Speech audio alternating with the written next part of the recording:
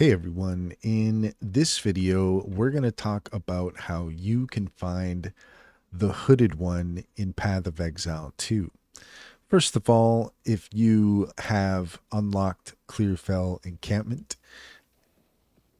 you should see this character at some point.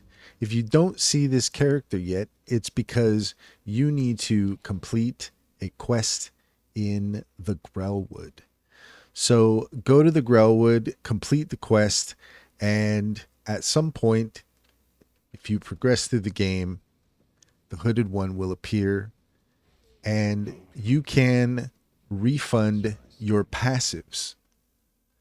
So you can come to the hooded one.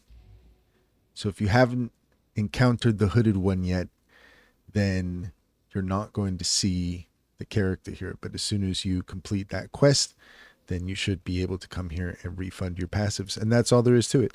If you found this video helpful, please leave a comment and like and subscribe for more helpful tips.